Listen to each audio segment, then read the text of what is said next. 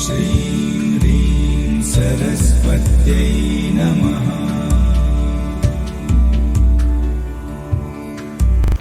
नमस्ते, welcome to history मंत्रा। आज हम पढ़ेंगे दिल्ली सल्तनत के एडमिनिस्ट्रेशन के बारे में, साथ ही साथ सेंट्रल एडमिनिस्ट्रेशन, प्रोविंशियल एडमिनिस्ट्रेशन और ड्यूटीज़ ऑफ वज़ीर के बारे में।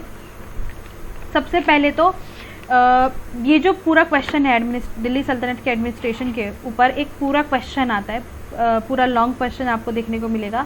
दूसरी बात ये है कि जब आप एडमिनिस्ट्रेशन का क्वेश्चन अटेम्प्ट करते हैं तो आपको अपने आंसर में CPMRJ ये फॉर्मूला याद रखना होगा आपको। C मतलब सेंट्रल एडमिनिस्ट्रेशन, P मतलब प्रोविंशियल एडमिनिस्ट्रेशन, M मतलब मिलिट्री एडमिनिस्ट्रेशन, R मतलब रेवेन्यू एडमिनिस्ट्रेशन और J मतलब जुडिशियल एडमिनिस्ट्रेशन। इन तीनों एडमिनिस्ट्रेशन को अच्छे से एक्सप्लेन करना होगा। अगर आप इन पांचों में से एक भी पिलर को छोड़ देते हैं तो आप अपने मार्क्स लूज करेंगे अकॉर्डिंगली। हालांकि आजकल ये क्वेश्चन ज़्यादा पूछा नहीं जा रहा एडमिनिस्ट्रेशन के बारे में, लेकिन हम इसकी इंपॉर्टेंस को निगलेक्ट नहीं कर सकते। ये इंपॉर्टेंट क्वेश्चंस में भी आता है। अभी 2 बारी से पूछा नहीं गया, लेकिन ये पूछा जा सकता है। चलिए शुरू करते हैं। सबसे पहले दिल्ली सल्तनत का इंट्रोडक्शन एज यूजुअल। जो इस्लाम धर्म के अनुसार जो शरीयत है वो किसी भी मनुष्य और कानून से ऊपर है। इमाम और खलीफा से भी, खलीफा भी इसके नीचे आते हैं। ये जो शरीयत है ये सर्वोपरि है, मतलब सबसे ऊपर है। सभी मुसलमानों को इसको मानना और इसमें लिखी गई बातों के हिसाब से गवर्न करना कहा गया है। और जो मुस्लिम रूलर हैं उनकी प्राथमिक ड्यूटी भी यही है कि शरीयत में लिखी गई सारी बातों को अपने एडमिनिस्ट्रेशन में माने और लागू करें। दिल्ली के सुल्तानों को भी यही करना था। वो अपने धर्म के प्रमुख तो नहीं थे, लेकिन वो अपने राज्यों के तो प्रमुख थे। इस लिहाज से उनकी जो प्राइमरी ड्यूटी थी वो भी शरीयत की तरफ ही थी। जो कानून बने वो शरीयत में से ही बने, मतलब शरीयत में जो बातें लिखी गई हैं उसको मद्देनजर रखते ही दिल्ली सल्तनत के सुल्तानों ने अपने कानून बनाए। जो दिल्ली सल्तनत के रूलर्स थे वो ज़्यादातर अपनी पॉलिसीज़ में रिलीजन से इन्फ्लुएंस थे। इसी वजह से सिवाय कुछ सुल्तानों के जो उलेमा का इन्फ्लुएंस था सुल्तान के ऊपर वो ज़्यादा था। ये जो उलेमा थे इनके इन्फ्लुएंस में सुल्तान ज़्यादा थे।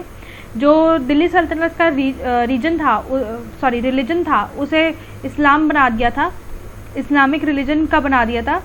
लेकिन ऐसा सिर्फ थियोक्रेटिक था, क्योंकि जो मेजॉरिटी ऑफ पॉपुलेशन थी वो तो हिंदूज थी। तो ये सिर्फ लिखित तौर पर ऐसा रिलीजन माना गया इस्लाम को। असलियत में ज़्यादातर हिंदू ही सब्जेक्ट्स थे दिल्ली सल्तनत के सुल्तानों के। ज़्यादातर सुल्तान दिल्ली सल्तनत के अपने आप को नायब मानते थे, मतलब डिप्यूटी मानते थे खलीफा का। और कहते जैसे अलाउद्दीन खिलजी इसमें एक एक्सेप्शन है, और उनके बेटे मुबारक शाह खिलजी ये भी एक एक्सेप्शन है। इन्होंने तो अपने आप को ही खलीफा का टाइटल दे दिया और खलीफा की ओवरलॉर्डशिप को नहीं माना। बाकी सुल्तानों के साथ ये था कि वो खलीफा की ओवरलॉर्डशिप को मानते थे, क्योंकि ताकि जो ये उलेमा वगैरह है ये इनको इतना परेशान न करे। लेकिन ऐसे ही सिर्फ करते थे, मतलब दिखाते थे कि हाँ हमने ओवरलॉर्डशिप मान ली है, ताकि ये उलेमा और जो मुस्लिम प्रजा है उसको अपने इन्फ्लुएंस में लाने के लिए। बाकी इन्होंने असलियत में ऐसा कुछ नहीं किया। सुल्तान को हेड ऑफ द स्टेट माना गया है। वो सभी, उसके पास अनलिमिटेड पावर्स होती थी, अनलिमिटेड पावर एंजॉय करता था वो हर एक स्फेयर में। ऐसा कोई लॉ ऑफ सक्सेशन था नहीं दिल्ली सल्तनत में। जो ज़रूरी नहीं था कि जो बड़ा बेटा हो या बेटी हो उसी को ही नेक्स्ट सुल्तान बना दिया जाए, ऐसा ज़रूरी नहीं था। सुल्तान के पास अधिकार होता था कि वो किसी को भी अपना उत्तराधिकारी बना सके। अगर कोई इनकेपेबल सुल्तान गद्दी पे बैठ गया है तो, या अगर कोई उत्तराधिकारी है जो इनकेपेबल है, ऐसे में जो नोबल्स हैं वो ये मिलकर डिसाइड कर सकते हैं कि क्या नेक्स्ट सुल्तान कौन होना चाहिए। वो इनके पास, नोबल्स के पास ऐसा राइट होता था अपना सुल्तान चूज करने के लिए। लेकिन 2 कंडीशंस होती थी। पहला, या तो वो सुल्तान इनकेपेबल हो, या जो उसके बाद जो उत्तराधिकारी है वो इनकेपेबल हो। ऐसे में फिर ये राइट फंक्शन कर सकते थे। बाकी एक और ट्रेडिशन था कि फोर्स के यूज़ करके सुल्तान बन जाना, जैसे अलाउद्दीन खिलजी, खिज़र खान और बहलूल लोदी, ये इस तरीके से फोर्स का यूज़ करके इन्होंने गद्दी हासिल करी थी। सुल्तान एक पावरफुल डेस्पॉट था। सुल्तान के पास सभी तरीके की पावर्स, लेजिस्लेटिव, एग्जीक्यूटिव, जुडिशियल, तीनों एरियाज में पावर थी। ये हाईएस्ट कमांडर था आर्मी का। सारे मिनिस्टर्स और नोबल्स थे वो यही अपॉइंट करते थे, सुल्तान ही अपॉइंट करते थे। इनको प्रमोशन देना, डिसमिस करना भी इनके पास ऐसी पावर थी। उनके द्वारा जो भी ऑर्डर दिया जाता था वो स्टेट में लॉ बन जाता था। इनके पास सभी तरीके की लीगल पावर्स थी। इनकी मिलिट्री स्ट्रेंथ को मेंटेन करना उनके काम था। नोबिलिटी में भी उनका इन्फ्लुएंस पूरा होता था। अगर सुल्तान वीक है तो नोबिलिटी ज़्यादा पावरफुल हो जाती थी, और अगर सुल्तान वीक है तो सुल्तान का नेक्स्ट मोस्ट इम्पॉर्टेंट काम ये था कि उनको अपने फॉरेन इन्वेजन से अपने आप को प्रोटेक्ट करना है और अपनी टेरिटरीज को एक्सटेंड करना है। अभी तक ये सब पढ़ा हमने दिल्ली सल्तनत के एडमिनिस्ट्रेशन के बारे में, जिसमें सुल्तान एक वजीर, फॉरेन मिनिस्टर के लिए अलग मिनिस्टर होगा, इस्लाम के लिए अलग मिनिस्टर होगा, एक्सटर्नल अफेयर के लिए अलग मिनिस्टर होगा, डिफेंस के लिए अलग मिनिस्टर होगा। ये हम अभी आगे पढ़ेंगे और डिटेल में। ऐसे नोबल्स होते थे जो उनके काम करने में मदद करते थे। Rule according to the law of शरीयत, शरीयत के हिसाब से रूल करते थे। और अब आता है मिनिस्टर्स। जो मिनिस्टर्स थे वो सुल्तान को असिस्ट करते थे स्टेट के कामों में। सबसे पहले नायब, ये वज़ीर से पहले आते थे। जो ये वज़ीर है, इससे पहले यहाँ पर ये नायब यहाँ पर होता था। ये इस वज़ीर और सुल्तान के बीच में होती थी इस नायब की। बैरम का शाह के काल में से शुरू करा गया। इन्हें नोबल्स में से ही एक नायब को चुना जाता था। उसको सभी तरीके की पावर्स होती थी जो सुल्तान को मिलती थी। ये पोजीशन ज़्यादातर वीक रूलर्स के टाइम में एक्शन में आती थी। लेकिन ऐसा नहीं है कि सिर्फ वीक रूलर्स के टाइम पे ही, जब कोई पावरफुल रूलर होता था वो इसको एज अ पोस्ट भी रख लेते थे। नोबल की तरीके से किसी को पोस्ट की तरीके से रख लेते थे। जैसे अलाउद्दीन खिलजी किसी को भी अपना नायब बना देते थे उसे खुश करने के लिए, उस नोबल को खुश करने के लिए। फिर है अरीज़ ममालिक। ये हेड ऑफ द अरीज़ दीवान अरीज़ थे। ये मिलिट्री डिपार्टमेंट था। इनका काम था सोल्जर्स को रिक्रूट करना, उनकी सैलरीज को फिक्स करना, सप्लाईज अरेंज करना, इंस्पेक्शन करना, और जो भी हॉर्स और घुड़सवार है, घोड़े और घुड़सवार दोनों को उन पर ध्यान रखना। लेकिन ये कमांडर नहीं थे। कमांडर तो हमेशा सुल्तान ही रहेंगे। इनको बस सुल्तान असाइन करते थे ड्यूटीज़। दरीब खास, जैसे कि खास वर्ड लिखा है ना यहाँ पे, इसी समझ जाओ कि बहुत खास किस्म का ऑफिसर होगा ये।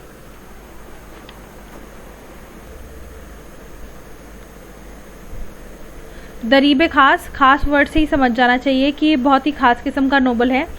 ये होते थे कि कॉन्फिडेंशियल कॉरेस्पॉन्डेंट थे। सुल्तान और जो गवर्नर है, चीफ्स हैं, और जो दूसरे राज्यों के राजा हैं, उनके बीच में ये सुल्तान के साथ कॉरेस्पॉन्ड करते थे। इनका काम ये था। फिर आते हैं दीवाने रिसालत। ये फॉरेन मिनिस्टर थे, जैसे कि आज हमारे फॉरेन मिनिस्टर है एस जयशंकर। ये फॉरेन मिनिस्टर का काम करते थे। फिर सदर, ये कोई रिलीजियस डिपार्टमेंट को देखते थे। जिस भी तरीके का रिलीजन से रिलेटेड जो भी प्रोपेगेंडा था उसको, सुल्तान का जो भी प्रोपेगेंडा था उसको देखना, मुस्लिमों की देखरेख करना।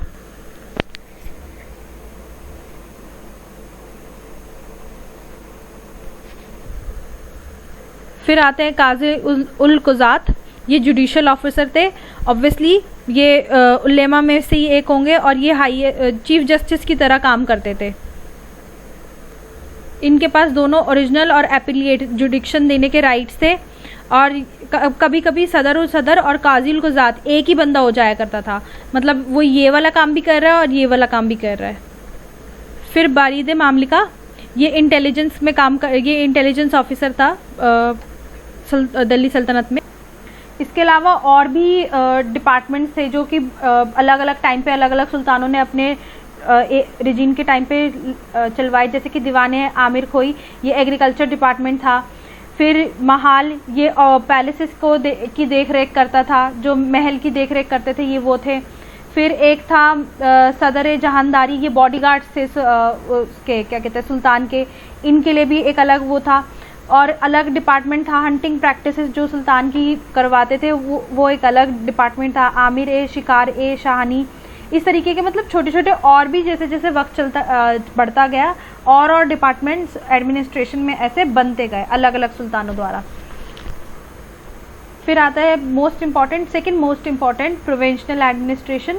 ये CPMRJ वाले फॉर्मूला में सेकंड नंबर पे प्रोविंशियल एडमिनिस्ट्रेशन है।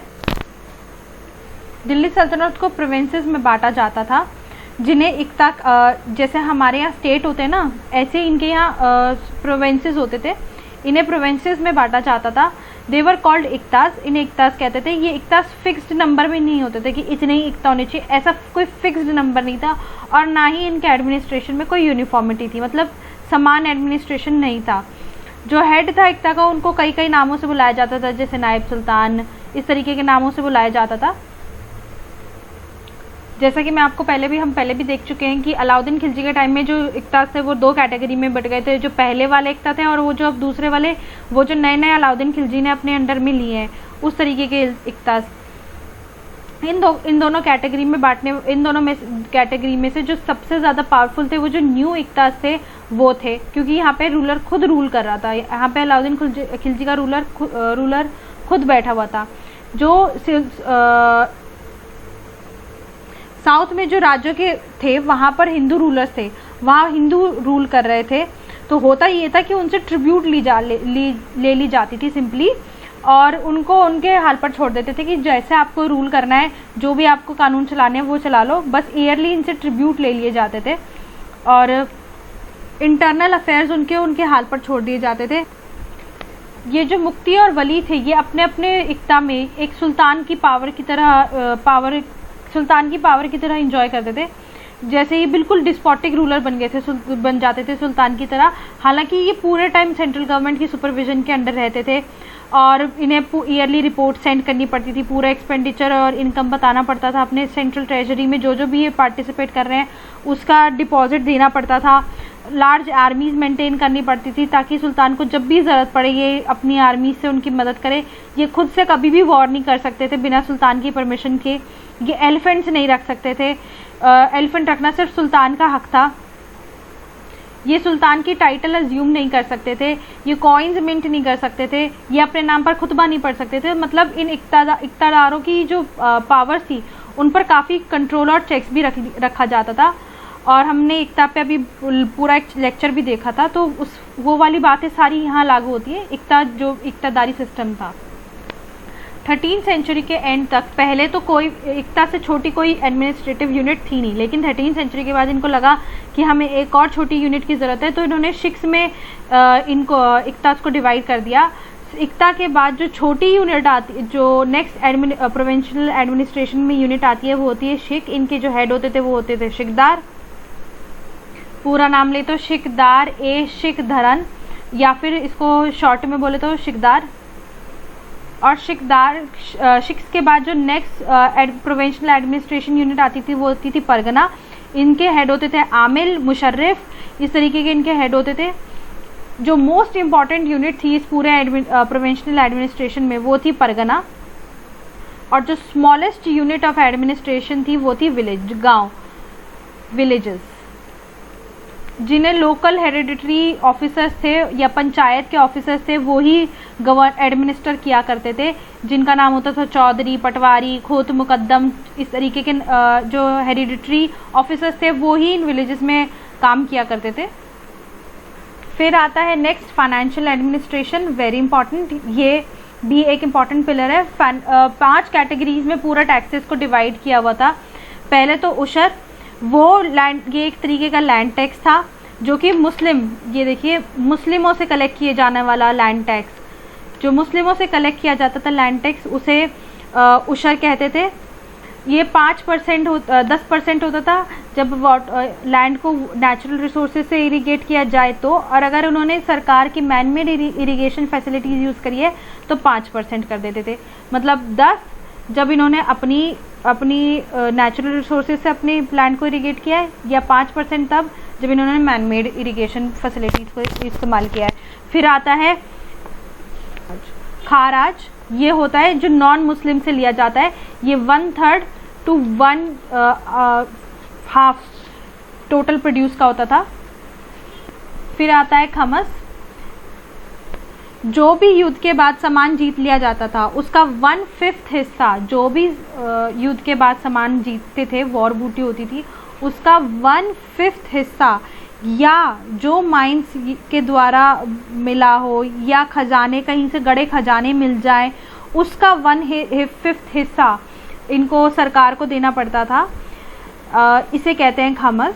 लेकिन फिरोज शाह तुगलक के टाइम पे उसने इसको 1/4 कर दिया, और बाद में सिकंदर लोदी तो इसमें से कोई भी पार्ट लेते ही नहीं थे। फिर आता है जजिया, वेरी इंपॉर्टेंट। ये एक नॉन मुस्लिम्स पर रिलीजियस टैक्स लगाया जाता था। इस्लाम के अनुसार कोई भी गैर मुस्लिम सुल्तान के राज्यों में नहीं रहना चाहिए, उसको ऐसा कोई अधिकार नहीं होता। वो सिर्फ एक ही शर्त पे ऐसे रह सकता है, अगर वो अपने कंसेंस के तौर पे जजिया टैक्स पे करे। तो जजिया को 3 भागों में बांटा जाता था, पहला 48 दिरहाम्स में, सेकंड क्या कहते हैं 24 दिरहाम्स में, और फिर थर्ड 12 दिरहाम्स में। इसमें बच्चे, बूढ़े, गरीब, old man, monks, priest, Brahmins, इन सबको इस जजिया से अलग रखा जाता था। फिर आता है ज़कात, ये रिलीजियस टैक्स होता था रिच मुस्लिम्स पर। इसका 2% ऑफ देयर इनकम जो होती थी वो इन्हें टैक्स के रूप में देनी पड़ती थी। तो ये पूरा फाइनेंशियल एडमिनिस्ट्रेशन का सिस्टम है। 5 है, 1 2 3 4 5, इसको अच्छे से याद कर लीजिएगा। फिर आती है मिलिट्री एडमिनिस्ट्रेशन, जो सुल्तान की पावर थी वो उसकी मिलिट्री ही थी।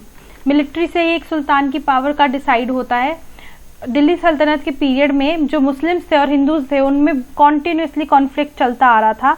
ये दोनों, और जो मुस्लिम्स थे वो भी आपस में यूनाइटेड नहीं थे। प्रोविंसेस में जो भी मुस्लिम गवर्नर थे वो अपनी एक इंडिपेंडेंट किंगडम बनाना चाहते थे। सबसे ज़्यादा टेंशन उस समय में थी और उससे भी ज़्यादा टेंशन उस समय में ये थी कि जो मंगोल्स थे वो कॉन्टिन्यूसली अटैक किए जा रहे थे। इस वजह से जो सुल्तान था उसको मजबूरन एक सेंटर में एक लार्ज आर्मी क्रिएट करके रखनी पड़ती थी, ताकि कभी भी अगर ज़रूरत पड़े तो वो युद्ध लड़ सकते हैं। अगर हम आर्मी में देखें तो 4 तरीके के सोल्जर्स होते थे। पहला तो खास, दूसरे होते थे परमानेंट सोल्जर्स जो होते थे, तीसरे होते थे टेम्परेरी बेसिस पे, और जो चौथे होते थे वो वॉलंटियर्स होते थे। ये जो खास होते थे ये सेंटर में अपॉइंट किए जाते थे, और इनको जो डिपार्टमेंट जो इनके लिए रिस्पॉन्सिबल था वो था दीवाने अरीस, जिसे बलबन ने एस्टैब्लिश किया था। दीवाने अरीस को किसने एस्टैब्लिश किया था? तो बलबन ने। चलिए कमेंट में बताइए कि दीवाने मुस्तखराज को किसने बनवाया था? दीवान ए मुस्तखराज, ये डिपार्टमेंट किस सुल्तान ने बनवाया था? फिर आते हैं परमानेंट बेसिस पे जिन को अपॉइंट किया जाता था। इनके जो रिस्पॉन्सिबल थे वो थे नोबल्स और प्रोविंशियल गवर्नर्स।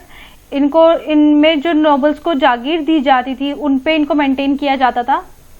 फिर थर्ड है जो टेम्परेरी बेसिस पे अपॉइंट किए जाते थे सोल्जर्स, और उन्हें उसी पीरियड तक के लिए पैसे दिए जाते थे जिस पीरियड में वो काम कर रहे हैं। फिर चौथे होते थे मुस्लिम वॉलंटियर्स, जो कि बुलाए जाते थे लड़ने के लिए। उन्हें कोई पैसे नहीं मिलते थे, बस वो वॉर बूटी में अपना शेयर लिया करते थे, और एक तरीके से जिसे कहते हैं ये जिहाद लड़ने आते थे, वॉलंटरीली जिहाद लड़ने आते थे। जो आर्मी होती थी वो कैवलरी, इन्फेंट्री और एलिफेंट्स, 3 तरीके की वो होती थी आर्मी। पहली जो कैवलरी होती थी उसमें 2 तरीके के लोग होते थे। एक तो 2 तरीके के घुड़सवार होते थे, एक अस्पा, एक 2 अस्पा। जो घोड़े होते थे वो अरेबिया से और तुर्कमेनिस्तान से यहाँ से मंगवाए जाते थे। अच्छे इंपोर्टेड घोड़े इस्तेमाल करते थे ये अपनी आर्मी में। फिर दूसरा इम्पॉर्टेंट विंग जो था आर्मी का, वो था एलिफेंट्स का, एलिफेंट्री का। ये एलिफेंट्स रखने का अधिकार सिर्फ सुल्तान को था और किसी को नहीं। और एलिफेंट्स ये इंडिया में आने के बाद ही मुस्लिम रूलर्स ने अपनी आर्मी में लेकर आए थे। इससे पहले ये एलिफेंट्स नहीं रखते थे। जो सिर्फ लोधीज ही ऐसे लोग थे जो अपने नोबल्स को, गवर्नर्स को ये एलिफेंट्स रखने का अधिकार देते थे, वरना कोई ऐसा सुल्तान नहीं था जो अपने नोबल्स को और गवर्नर्स को एलिफेंट रखने का वो देता था प्रिविलेज। फिर तीसरी थी इन्फेंट्री। ये फुट सोल्जर्स होते थे, इन्हें पायक कहा जाता था, पैरों से चलने वाले। इनके हाथों में तीर कमान, बो, एरोस, स्वॉर्ड, इस तरीके की चीजें होती थी। और ये अलग अलग जगह से आए होते थे, मतलब मिक्स्ड आर्मी होती थी। जो ये सोल्जर्स थे अलग अलग नेशनैलिटीज के थे। डाइवर्सिटी देखी जा सकती है हमें दिल्ली सल्तनत की आर्मी के अंदर। लोग पर्शिया से, अफगान से, मंगोल से, इंडियन मुस्लिम्स भी होते थे, हिंदूज भी होते थे, सभी आर्मी का हिस्सा होते थे। लेकिन जो हायर ऑफिशियल्स होते थे वो सिर्फ फॉरेन मुस्लिम्स होते थे। इंडियन मुस्लिम्स या हिंदूज को हायर पोजीशंस नहीं दी जाती थी। जो डाइवर्सिटी थी वो लोअर लेवल तक ही सीमित थी। और सबसे इम्पॉर्टेंट बात, जो ये पूरी आर्मी ऑर्गेनाइज की गई थी, ये डेसिमल सिस्टम पे ऑर्गेनाइज की गई थी। इस सिस्टम में 10 घुड़सवारों को मिलाकर, मतलब इस तरीके के 10 घुड़सवार होंगे, इनको मिलाकर एक यूनिट बनेगी जिसे सराय काली कहा जाएगा। इसका जो हेड होगा उसे सिप्ल साहार कहा जाएगा। इसका इन पूरे 10 यूनिट्स का जो हेड होगा उसे सिप्ल हार कहा जाएगा। अब डेसिमल सिस्टम, सबसे इम्पॉर्टेंट पॉइंट पूरी आर्मी का ये है कि ये पूरी आर्मी जो थी ये ऑर्गेनाइज थी डेसिमल सिस्टम पे।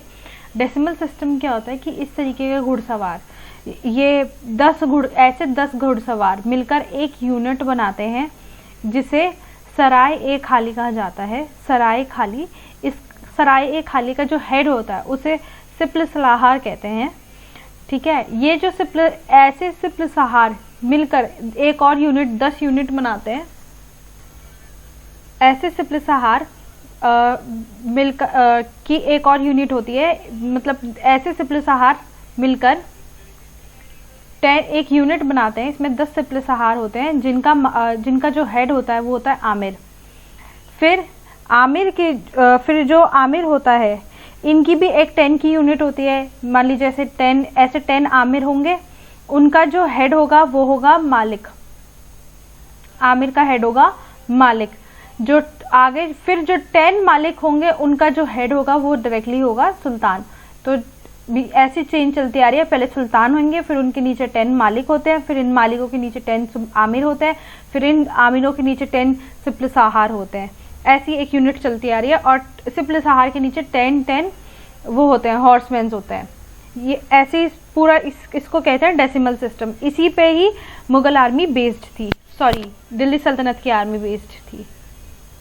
जो दिल्ली सल्तनत के सुल्तान थे वो सेम टेक्टिक्स यूज करते थे, स्पाइस इस्तेमाल करते थे वॉर लड़ने से पहले, एलिफेंट्स को सेंटर में रखते थे। ये प्रॉपर पूरा वही प्रोटोकॉल जो फॉलो होता है वही करते। जो सुल्तान थे वो खुद कमांडर इन चीफ थे आर्मी के।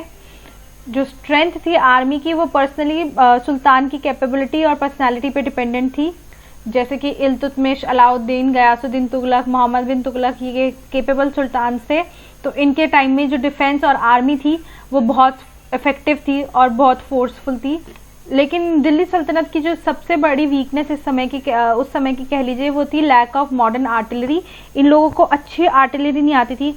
इन्हें गन पाउडर का इस्तेमाल, ये सब जो नई नई ट्रिक्स थी, नई नई वो थी क्या कहते हैं टेक्नोलॉजी, उनका इस्तेमाल नहीं पता था। जिसकी वजह से जब इब्राहिम लोदी बाबर से हार जाते हैं और मुगल सल्तनत शुरू हो जाती है, तो उसका रीज़न ये होता है कि ये वेल इक्विप्ड नहीं थे और जो नई नई मॉडर्न डे टेक्नोलॉजी थी उसको इस्तेमाल नहीं कर रहे थे।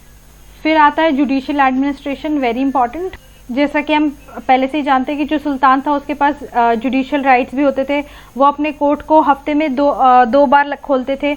उनकी मदद करने के लिए जो दो तरीके के ऑफिसर्स अपॉइंट किए जाते थे, पहला काजी, दूसरा ज़्यादातर काजी और दूसरे होते थे सदर।